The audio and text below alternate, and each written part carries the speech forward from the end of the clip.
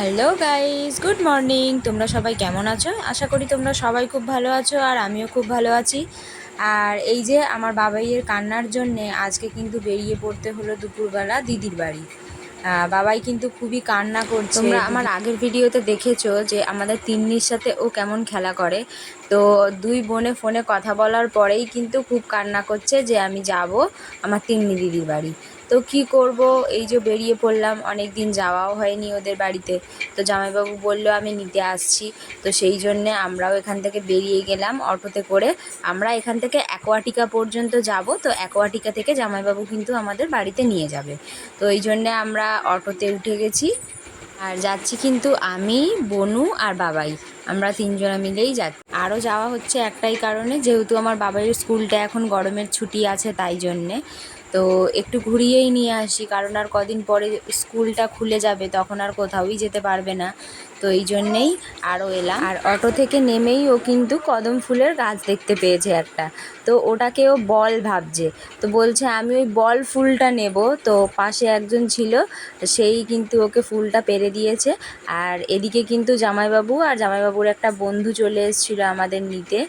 আর আমরা টোটোতে উঠেও গেছিলাম। দিদিদের বাড়ি কিন্তু অনেক দিন পরেই যাওয়া হচ্ছে, প্রায় 1 বছর পর তিন্নির বার্থডেতে এসেছিলাম। আর এরই মধ্যে কিন্তু বাবাইয়ের বাবাও বাড়িতে নেই, বাবাইয়ের বাবাও গেছে তারাপীঠে পুজো দিতে, মায়ের দর্শনে।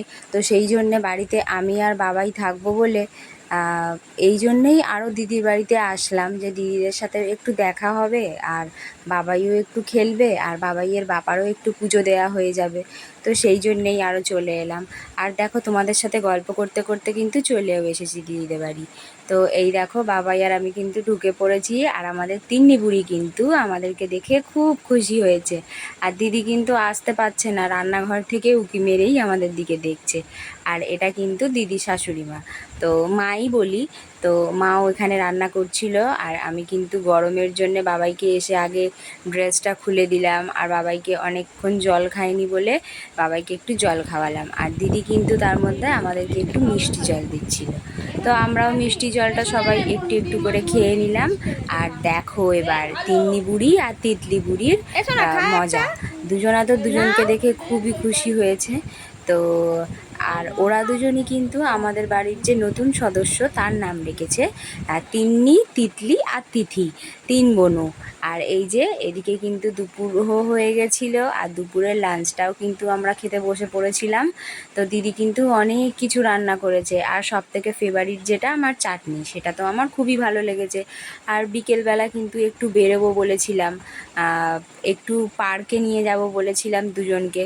তো যেতে তো পারলাম না, ব্যাড লাক। আমরা খেয়ে দিয়ে ওঠার পরেই কিন্তু প্রচুর পরিমাণে বৃষ্টি, প্রচুর বৃষ্টি হয়েছে, আর প্রচুর বাজও পড়েছিল। তো সেই জন্যে বৃষ্টিটা কিন্তু সন্ধে পর্যন্ত টানা হচ্ছিল। তো সেই জন্যে আর কোনো পার্কেও যাওয়া হয়নি, আর বেরানোও হয়নি। তো দুজনা ঘুমিয়েও পড়েছিল, আর ওদেরকে ডাকাও। আর ভেবেছিলাম যে পার্ক থেকে ফেরার পথে একটু আমাদের তিথি সোনাকে দেখে আসব। তো কোনোটাই তো আর হলো না।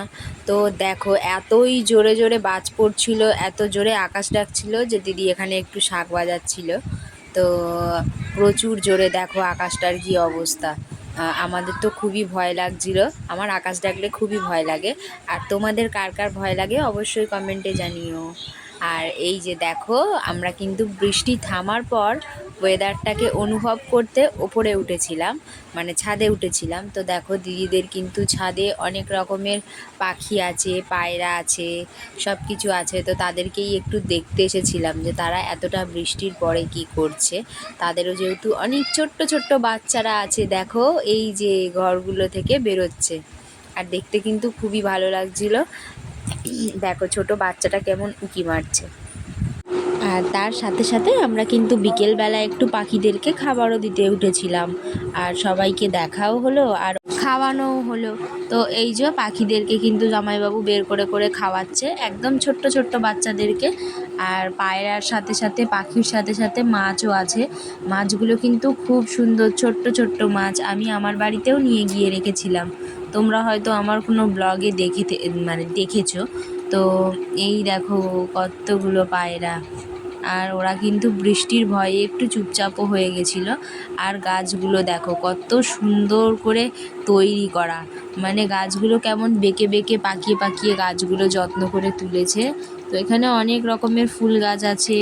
আর এই যে আমরা দেখার পরে নিচে চলে এসেছিলাম মাছ দেখব বলে। দেখো মাছগুলো কি সুন্দর করে রাখা।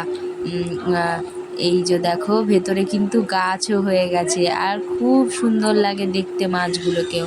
আর তারপরে তো নেমে এলাম ছাদ থেকে, আর নেমে আসার পরে কিন্তু একটু টিফিনও করে নিলাম আমরা। তো আজকের ব্লগটা আমি এখানেই শেষ করলাম। তোমরা সবাই খুব ভালো থেকো, সুস্থ থেকো। আমার ভিডিও যদি ভালো লেগে থাকে অবশ্যই একটা লাইক করে দিও। নতুন ভিডিওর সাথে খুব তাড়াতাড়ি আসবো। Bye bye.